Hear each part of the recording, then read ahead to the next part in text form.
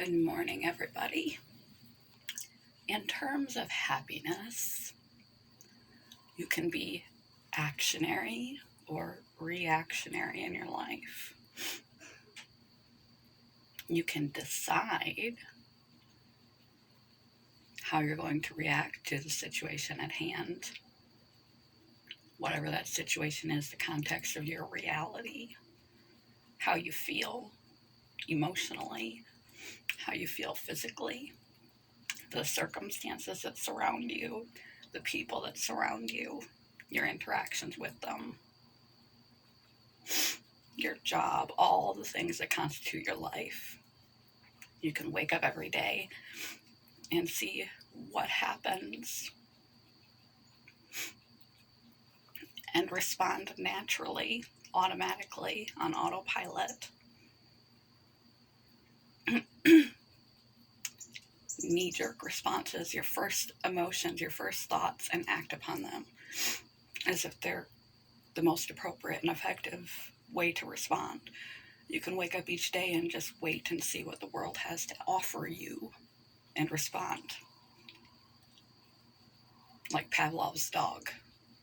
These trained responses in our unconscious mind that we've learned, and they've been patterned from years of input from all different directions.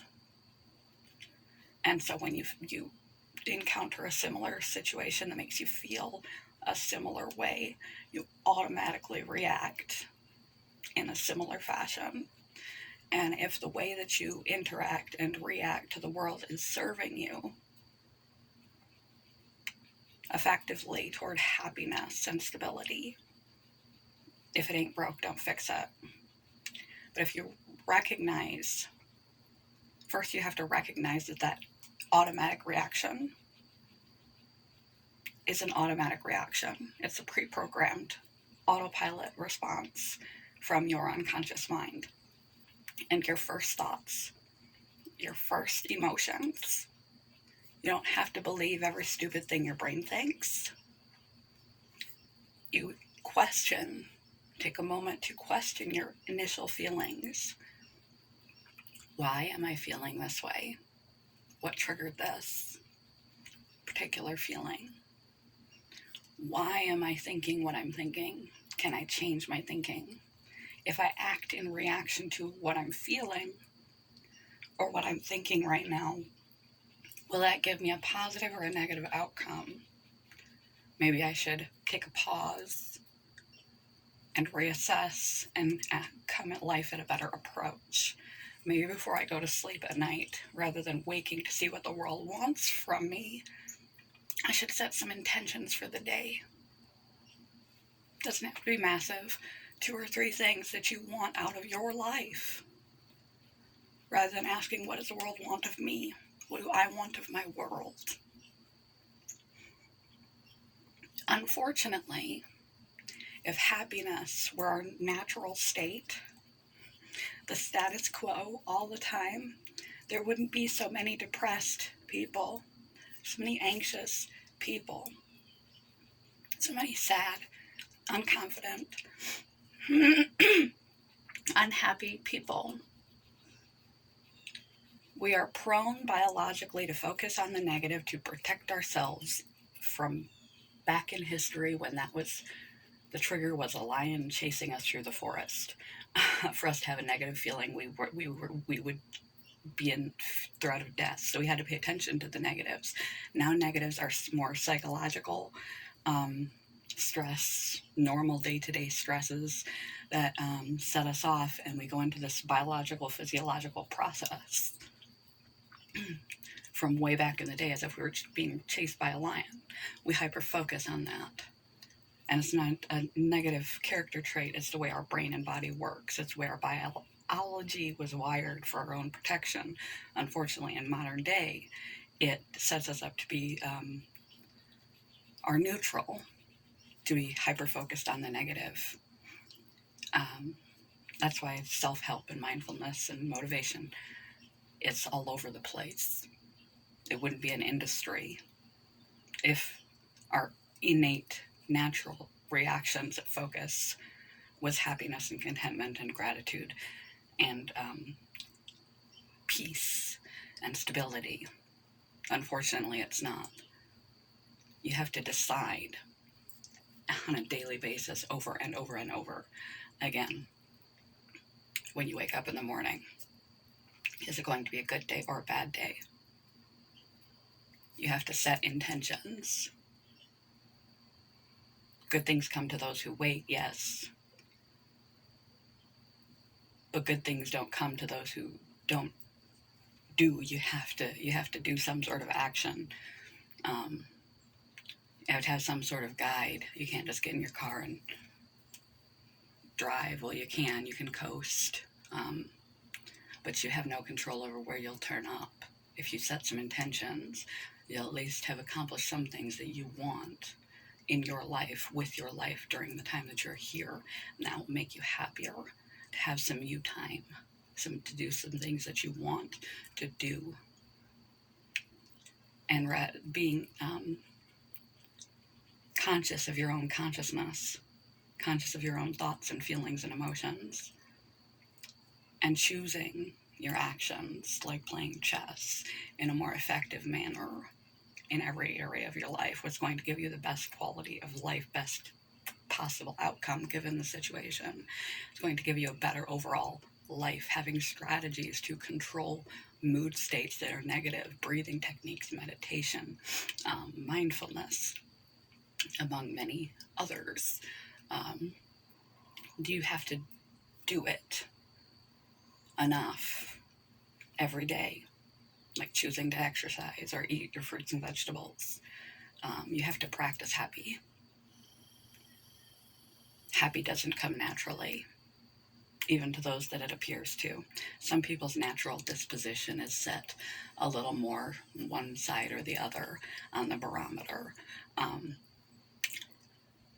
But still, our physiology, we are programmed to swing to the negative, swing to the nervous, swing to the reactive. Unless we do certain things daily with discipline and consistency of practice that is effective for us in our lives,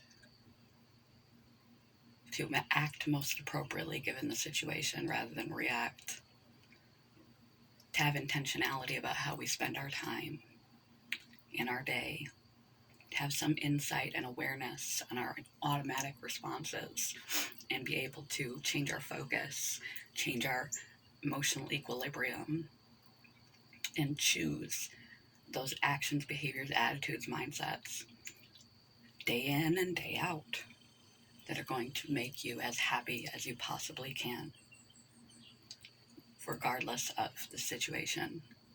It is a practice. It is an action of mind, of heart, and of behavior and choices, day in and day out.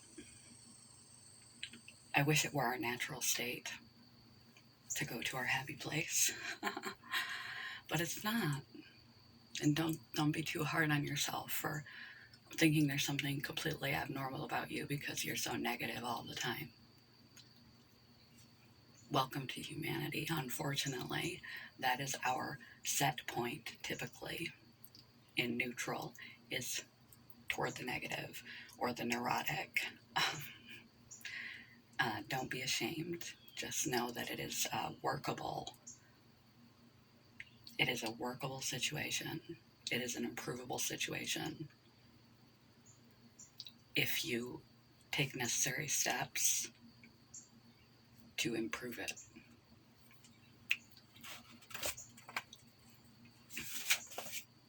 Quote of the day.